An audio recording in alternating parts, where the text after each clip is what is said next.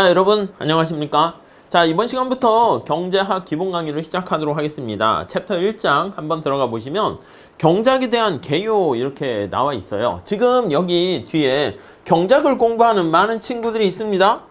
표정이 좀 어둡네요. 예, 뭐 밝은 친구도 있고, 아무튼 경작이라는 과목이 그렇게 쉬운 과목은 아니지만 또 그렇게 어려운 과목은 아닙니다. 수업 목적을 중심으로 할 때는 제가 어떤 게 출제 포인트인가를 중심으로 해서 잘 설명드릴 테니까 좀 따라와 주시면 어렵지 않게 해결할 수 있을 거예요.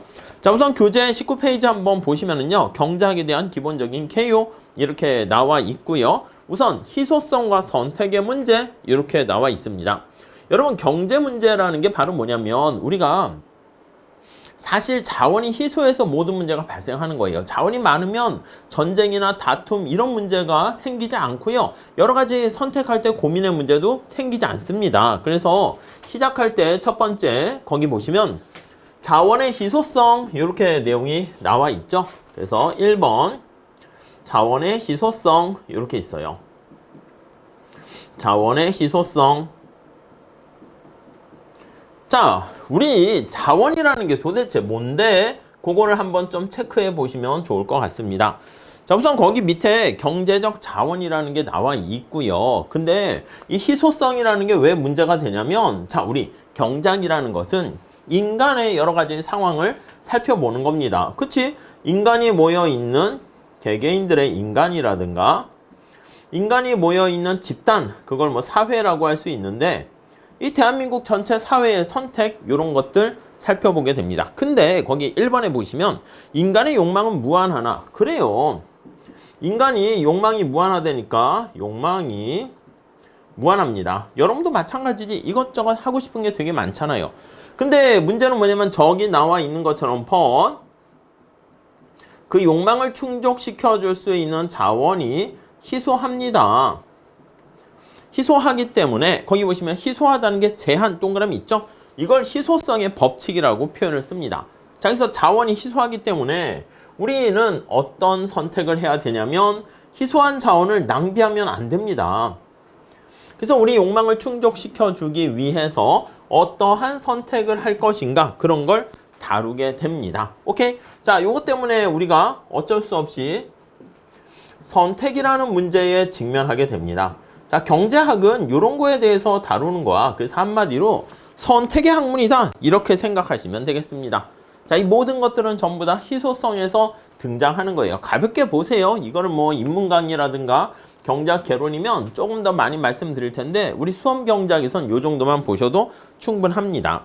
자, 그래서 자원의 희소성으로 인해서 재화의 소비, 생산, 분배 과정에서 발생하는 여러 가지 문제, 그걸 우리가 경제 문제라고 할 거예요. 그래서 우리 일상생활에서 발생하는 여러 가지 문제들 다 분석할 수 있지만 우리는 경제학이 관심사잖아. 그래서 뭔가를 희소한 자원을 통해 가지고 뭔가를 생산을 하고 생산을 하게 되면 그 생산에 따른 대가로 분배를 하고 오케이? 이해되시죠? 분배된 걸로 가지고 이걸 다른 걸 소비할 수 있는 힘이 생깁니다.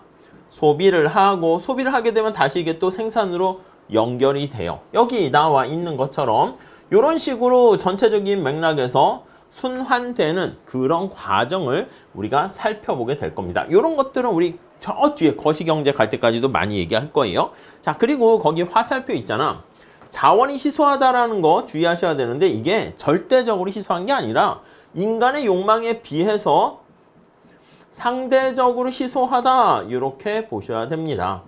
오케이? 이해 가시겠죠? 옛날에 문제 쉽게 출제할 때는 상대적인 희소성, 이걸 뭐 절대적 희소성 이렇게도 얘기를 하기도 합니다. 자, 그 다음 우리가 보셔야 될 게 자원이라는 거에 대해서 개념을 좀 볼게요. 자, 우리 인간의 욕망을 충족시켜주는 여러 가지 모든 것들을 얘기합니다. 넓은 의미로 보면 1번 볼까요? 경제적 자원이란 인간 생활에 도움이 되는 재화나 물자를 의미하지만 좁은 의미로 봤을 때는 뭔가를 생산하는 생산 요소 이렇게 주로 얘기할 거예요. 오케이? 자, 그래서 거의 생산 요소에는 생산 과정에 투입돼서 재화나 서비스로 변환시킬 수 있는 것인데 이 주로 이제 생산 요소를 그냥 요소라고도 표현하는데 레이버 해서 노동이라고 하고요. 캐피탈 해서 자본이라고 얘기할 거고요. 오케이? 그리고 여기에 토지 이런 것들이 있고요. 아니, 노동과 자본, 토지가 가만히 있으면 뭔가 만들어집니까? 안 돼요. 경영이라는 활동을 통해 가지고 이걸 잘 믹스를 해야 됩니다. 자, 이러한 믹스를 통해 가지고 여기 어디 집어넣어요? 어디 집어넣습니까? 예, 그치. 기업이라고 합니다. 생산이라는 것을 이용하게 되죠. 이 안에 프로세스에다 이렇게 집어넣게 되면서 뭔가 Q라고 쓸까? 아웃풋이 나오게 됩니다. 이게 생산량 산출물이라 할 수 있는데 요걸 아웃풋이라 그러고 여기 나와 있는 생산 요소 있잖아. 요게 바로 인풋이다. 이렇게 보시면 되겠습니다. 그래서 나중에 인풋과 아웃풋과의 관계를 우리가 생산, 변환 이렇게 얘기할 겁니다. 자, 밑에 박스에 보시면 경제적 자원 해가지고요. 노동은요. 재화나 서비스 생산에 참여하는 말 그대로 사람의 어떤 육체적인 정신적인 활동, 이 사람 이렇게 보시면 되겠고요. 자본 볼게요. 재화나 서비스 생산에 거기 보시면 각종 기계, 설비 및 사람들의 특정 분야에 대한 전문 지식과 기술 그런 거야. 특히 근데 우리가 만약에 그냥 간단하게 사과를 따거나 땅을 파거나 할 때 뭐 도구가 없으면 생산성이 인간의 육체 능력이 한계가 있으니까 생산성이 굉장히 떨어지겠지. 그래서 여기 보시면 뭔가 일을 할 때 노트북 아니면 사압 아니면 사다리 이런 것들이 다 자본이라고 합니다. 우리 나중에 보시면 공장의 설비 이런 것도 자본이다. 이렇게 보시면 될 것 같고요. 그 다음 토지는요. 재화나 서비스 생산에 사용되는 자연자원, 자연상태의 땅 이거를 바로 토지라고 한다라고 정리하시면 되겠네요. 자, 이렇게 생산 요소를 투입해서요. 뭔가를 만들어내는 과정을 통합니다. 이 만들어내는 이 과정을 통해서 나타낸 산출물을요. 우리가 재화와 서비스 이렇게 얘기할 거예요. 서비스. 오케이? 자, 그래서 이쪽에다가 재화라는 용어 좀 한번 체크해 보도록 할게요. 자, 우리 경작이 처음 시작 자체가 희소성에서 시작된 거 아니겠습니까? 자, 그래서 이 모든 희소한 자원을 통해 가지고 최대한 생산할 수 있는 생산량을 나타내는데 1번 해볼게요. 경제적 자원이 희소함으로 이를 이용해서 생산되는 재화나 서비스도 당연히 희소할 수밖에 없습니다. 여러분들이 점수가 맥스가 100점 만점 맞는 걸 원하고 있지만 어떻게 보면 80점, 90점까지밖에 받을 수 없어요. 왜요? 여러분들의 암기력, 여러분들의 체력, 여러분들의 IQ 그리고 우리가 수험생활 공부할 수 있는 시간이 제한되어 있기 때문에 우리가 받을 수 있는 점수도 한계에 봉착한다. 그런 뜻입니다. 자, 특히 재화를요. 우리가 굿즈라는 표현을 사용합니다. 이 눈에 보이는 거야. 그래서 거기 보시면은요. 음식, 운동화, 스마트폰과 같이 소비를 통해서 우리의 만족을 즐길 수 있도록 만드는 여러 가지 것들을 다 우린 재화라고 합니다. 자, 이 재화는요. 거기 보시면 밑에 동그라미 3번 보세요. 자유재와 경제재가 있어요. 여러분 경제하면요. 앞으로요. 우리가 희소하다라는 걸 언제나 떠올리셔야 됩니다. 그렇기 때문에 경제라는 말 속에 경제재다라고 하면 희소하다 이렇게 생각하시면 되겠고요. 아니 희소하니까 어떤 걸 선택하게 되면 다른 걸 포기해야 되는 대가를 치러야 됩니다. 이해 가시겠죠? 자, 그래서 우리가 대가를 치르는 그런 재화를 경제재다 이렇게 보시면 돼요. 대가가 있어. 이렇게. 자, 근데 거기 보시면 존재량이 경제재 찾았습니까? 존재량이 희소하기 때문에 반드시 대가를 지불해야 얻을 수 있는 게 바로 경제재다. 이렇게 얘기하고요. 우리 자유재라고도 합니다. 자유재는 바로 뭐냐면 이 프리를 번역한 거야. 프리. 프리 하면 떠오르는 게 자유인데 느낌이 어떻게 보시냐면 공짜라고 생각하시면 돼. 공짜. 야, 공짜니까 대가를 치르지 않는다. 이게 바로 자유재다. 이렇게 생각하시면 되겠습니다. 오케이? 자, 그래서 자유재, 햇빛, 공기와 같이 아무런 대가를 지불하지 않고도 얻을 수 있는 것을 우리는 자유재다. 이렇게 얘기하고요. 자유재는요, 우리 사실 대가를 치르지 않고 가질 수 있잖아. 이런 건 우리 선택할 때 고민할 필요가 없어요. 우리 경작에서 언제나 선택에 여러 가지 직면하는 상황에서 어떤 선택을 하는 게 가장 바람직할 것인가 이걸 다루게 되는데 이때 자유재는 당연히 선택의 문제에 직면하지 않기 때문에 우리의 관심 대상이 당연히 아니고요. 그러니까 경제학에서 관심 대상이 되는 재화다 그러면 이렇게 경제재다 이렇게 정리하시면 되겠습니다. 자, 그 다음에 밑에 5번에 서비스라고 합니다. 이 서비스는요, 용역이라는 말로 번역하기도 하는데 그냥 바로 서비스라고 합니다. 제가 강의하는 서비스를 제공하죠. 의사 선생님을 우리가 소비하게 된다 그러면 사람을 사고 팔고 뭐 사람을 소비하고 이런 건 아니잖아. 그렇기 때문에 의사 선생님의 진료 행위, 그 서비스를 구입한다 이렇게 보시면 돼요. 의사의 진료, 음악가의 연주와 같이 사람들이 만족을 얻을 수 있는 유용한 행위를 바로 서비스다 이렇게 보시면 되겠습니다. 오케이? 밑에 자유재와 경제재 나와 있는데 이건 수요 공급 곡선 그림을 가지고 우리가 살짝 얘기를 해요. 그런데 나중에 저절로 알게 될 테니까 요 정도 개념만 정의하시면 될 것 같습니다. 자, 우리 경제학은요, 여러 가지 선택과 관련한, 특히 경제 문제와 관련한 얘기를 다룬다 라고 했는데 구체적으로 어떤 게 경제 문제야? 그걸 볼 겁니다. 요 인간이 선택을 합니다. 매 순간 아침에 눈을 뜰까 말까 고민을 하죠. 좀 30분 후에 더 잠을 자다가 10분간 더 자다가 뜰까 말까 그 선택을 하고요. 눈을 떴어. 자, 그러면 이제 뭐 화장실, 샤워실로 가가지고 세수를 할지 샤워를 할지 고민을 하고요. 만약에 학원이나 학교를 간다 합시다. 그러면 갈까 말까도 고민하지. 가기로 결정했어. 어떻게 가지? 지하철 탈까? 버스 탈까? 택시 탈까? 걸어갈까? 다 그런 거 선택 아니겠습니까? 지하철 타기로 했어. 앞에 탈까? 중간에 탈까? 뒤에 탈까? 그런 것들이 다 선택입니다. 아니면 학교를 갔어. 학원을 갔어. 그럼 자리 어디 앉을까? 이것도 선택의 문제지. 그러니까 이 모든 일련의 선택 문제를 우리가 어떻게 보면 경제적으로 분석을 할 수 있습니다. 그래서 게리 베커라는 노벨상을 받은 학자는요. 결혼을 할지 말지, 자녀를 낳을지 말지, 낳게 되면 몇 명을 낳을지 이런 것도 다 경제학으로 분석을 했고요. 그렇게 경제학의 지평을 넓혔다는 측면에서 노벨 경제학상을 받게 되기도 합니다. 자, 근데 우리는 그냥 이렇게 두리뭉실 일상생활의 선택을 가지고 얘기하기보다는 거기 보시면 사무엘슨이라는 학자가 경제적 자원의 희소성으로 인해서 발생하는 세 가지 문제 이렇게 얘기했습니다. 경제학의 3대 문제 이렇게요. 오케이?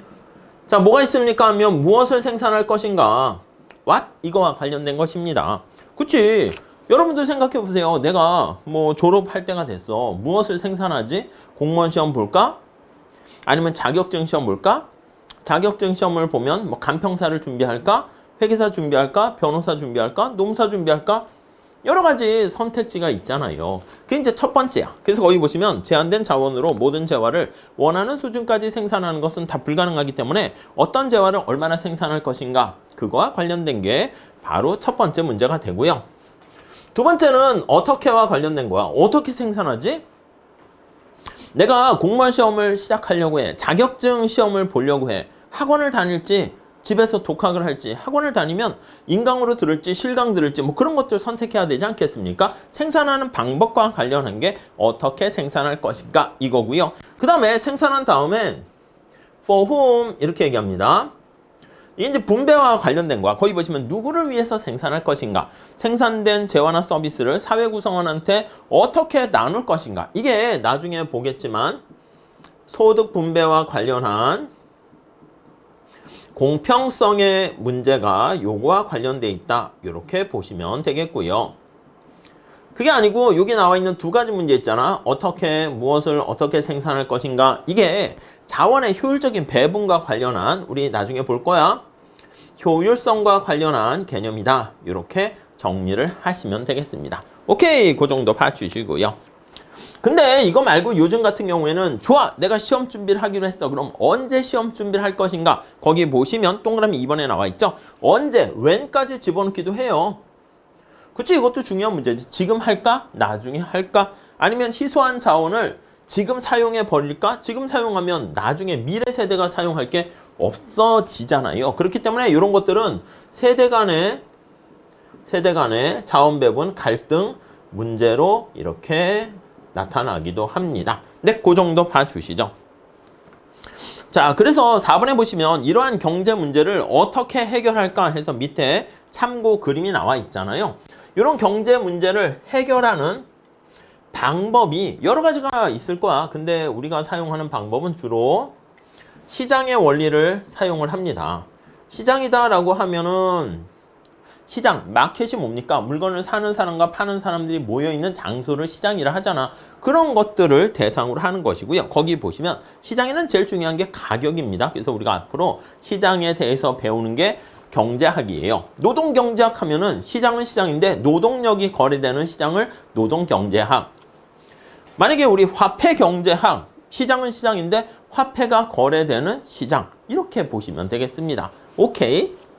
자, 그래서 여기서 제일 중요한 게 이제 가격이 바로 시장에서 중요한 역할을 하고요.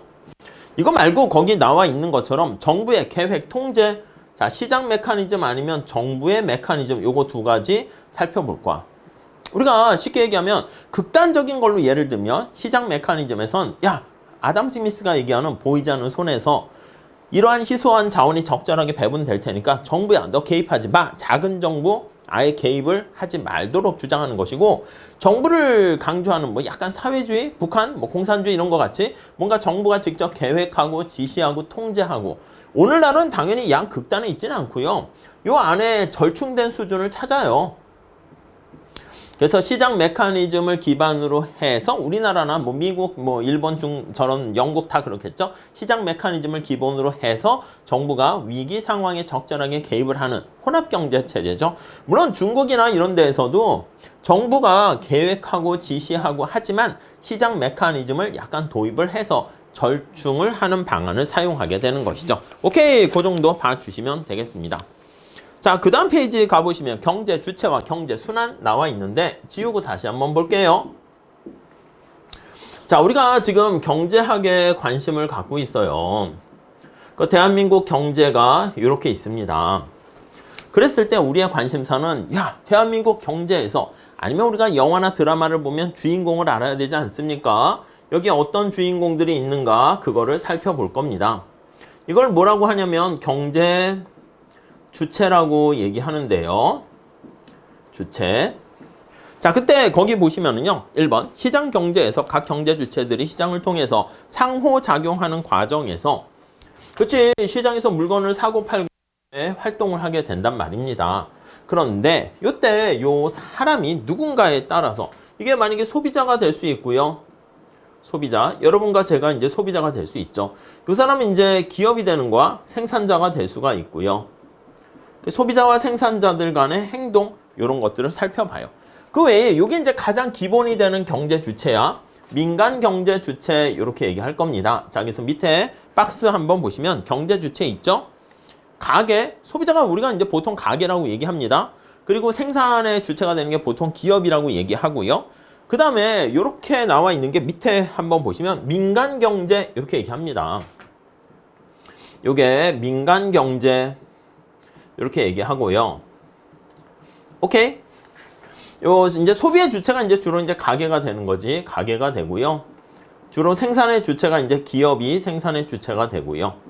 여기에 이제 알아서 민간의 경제 주체들이 알아서 경제 활동을 하는데 얘네들이 좀 약간 원하지 않는 이상한 방향으로 갈 수가 있어. 그래서 여기에 정부가 이렇게 개입을 합니다. 그래서 거기 보시면 정부까지 들어오게 되는 게 정부가 공공경제 이렇게 얘기하고요. 요걸 다 합쳐서 정부까지 민간경제랑 합쳐서요. 뭐 이건 뭐 암기하실 것까지는 아닙니다. 여기서 거기 보시면 국민경제 이렇게 얘기할 거야. 국민경제. 오케이, 이해 가시죠? 자, 근데 이제 다른 나라와 우리나라 내에서만 얘기하는 거잖아. 그래서 이렇게 되는 것을 우리가 아타키라는 폐쇄경제 이렇게 얘기를 할 거예요. 자, 우리나라가 독자적으로 혼자만 있는 게 아니라 여기 보시면 다른 나라, 미국, 중국, 뭐 영국 이런 나라랑 같이 교역을 합니다. 그래서 다른 나라가 거기 보시면 외국 이렇게 나와 있어요. 외국 이렇게 있게 되고요. 자, 외국 다른 나라의 가게, 기업, 정부 그런 것들을 퉁 쳐서 얘기를 합니다. 자, 그래서 이 외국까지 고려하게 되면 밑에 경제 주체 박스를 보시면 이제 이걸 이제 다 고려하는 거지. 이렇게 외국까지 같이 고려하게 되는 것을 거기 보시면 개방경제 이렇게 얘기합니다. 오픈 이코노미 이렇게 얘기해요. 자, 이번 시간에 다루는 것은요, 그냥 경제학에 필요한 여러 가지 용어들이 있잖아요. 그런 것들을 좀 친숙하게 좀 살짝 하는 거니까 어렵지 않으니까요. 뭔가 암기하거나 필기하거나 하지 마시고 앞으로 계속 우리가 나올 용어들이다 라고 보시면 되겠습니다. 자, 이게 경제 주체와 관련한 첫 번째 얘기가 되고요. 두 번째, 이 국가 경제 전체가 이렇게 순환됩니다. 이렇게 막 돌고 돌고 이렇게 됩니다. 그래서 두 번째가 경제 순환 이렇게 돼 있습니다.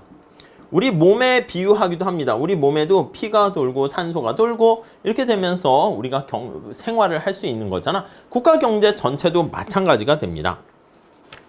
자, 우리 오른쪽에 그래프를 보시면은요, 가계와 기업이 이렇게 존재한다 할게. 가계와 기업이 이렇게 존재해요. 자, 가계는 지금 뭐라 그랬죠?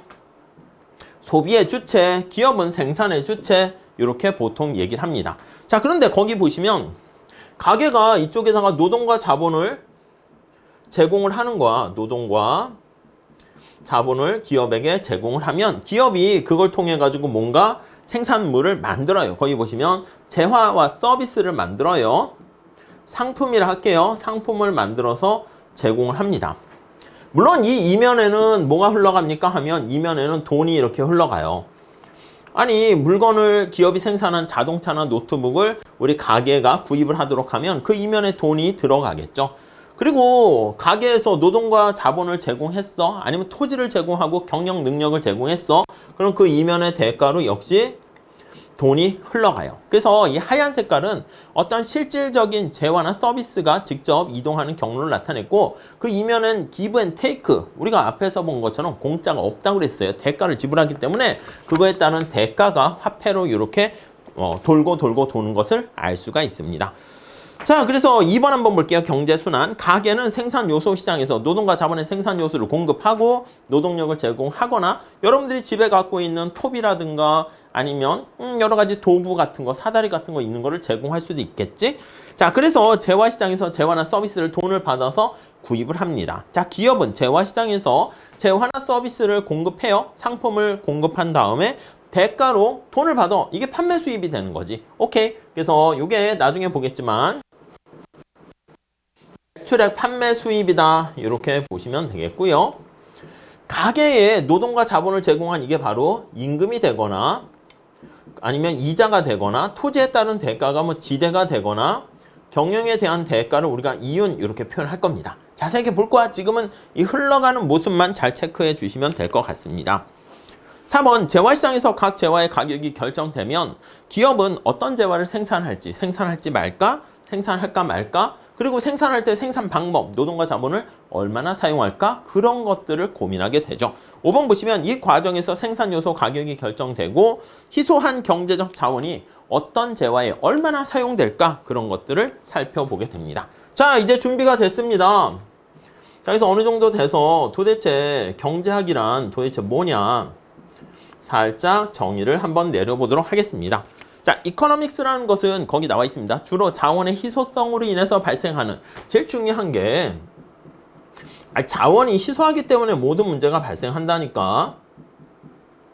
자원이 풍부해 가지고요. 만약에 저기 천국이다 그러면 이렇게 선택의 문제에 빠지지 않지. 여러분들이 IQ가 막 뭐 500이고 1000이고 시간도 막 1000년 살고 돈도 되게 많고 그럼 뭐 이렇게 고민합니까? 하고 싶은 거 다 하고 사면 되는 거잖아요. 근데 현실에서는 희소성이라는 것 때문에 그래서 거기 나와 있는 선택이라는 문제에 직면하게 된다라는 거 알 수가 있고요. 자, 그래서 경제학은 박스를 볼게요. 제한된 자원으로 인간의 물질적인 욕구를 최대한 충족시키기 위한 합리적인 방법을 연구하는 학문이다. 이렇게 얘기를 할 수 있겠습니다. 자, 경제학은요, 사회과학의 꽃이라고 합니다. 한 분야이면서 사회 전체적인 관점에서 여러 가지 문제들 발생하는 거를 관심을 갖고 우리가 해결하려고 합니다. 3번 보시면 전통적으로는 재화의 생산, 교환, 소비 등과 관련된 선택의 문제가 경제학의 주요 범위 대상이었으나 앞에서 말씀드린 것처럼 여러분들이 우리 한번 은행을 털어볼까? 영화 보면 많이 나오잖아. 은행 털이범. 근데 털었을 때 얻게 되는 이득과 털었을 때 발생하는 대가, 비용 이렇게 따져가지고 편익이 크면 터는 거고, 야, 털다가 괜히 성공할 확률은 낮은데 한 번 걸리면 한 50년 감옥에 산다, 사형에 처한다. 그 이제 페널티가 크게 되니까 그러면 털지 말자 이렇게 되는 거지. 거기 자녀를 출산할까 말까. 스포츠도 마찬가지야. 손흥민 선수가 축구를 합니다. 공을 몰고 가요. 체력이 되는 한 그냥 쭉 해서 앞에 수비도 없으면 몰고 가다 골 넣으면 되는데 어떻게 됩니까? 체력도 한계가 있고 앞에 수비수가 또 막습니다. 그럼 수비수를 왼쪽으로 제낄까? 오른쪽으로 제낄까? 패스를 할까? 그러한 일련의 선택의 문제에 직면하는데 그런 문제들까지도 경제학의 분석 대상이다. 이렇게 보시면 되겠습니다. 자, 그래서 우리가 이번 시간에는요, 여러 가지 경제학과 관련한 가장 중요한 게 자원의 희소성이라는 것 때문에 모든 문제가 발생하거든. 그거에 대해서 살펴봤고요. 그로 인해서 선택의 문제에 직면하게 되는 것, 그런 것들이 바로 경제 문제다. 이렇게 얘기를 할 수가 있겠습니다. 자, 그래서 경제학이라는 게 무엇을 다루는가? 그 범위가 굉장히 한정되지 않고 우리 인간의 선택을, 합리적 선택을 다루는 학문이다 라고 보시면 돼요. 때로는 경제학을 잘 공부하면 돈 많이 벌어? 돈을 벌기 위한 학문은 아니지만 물론 매 순간 직면하는 선택을 잘하게 되면 그러면 돈을 많이 벌 수도 있긴 하겠죠. 오케이, 이렇게 보시고요. 우리 다음 시간에 좀 선택과 관련한 합리적 선택과 기회비용이라는 개념에 대해서 같이 살펴보도록 하겠습니다. 다음 시간에 같이 보도록 할게요. 감사합니다.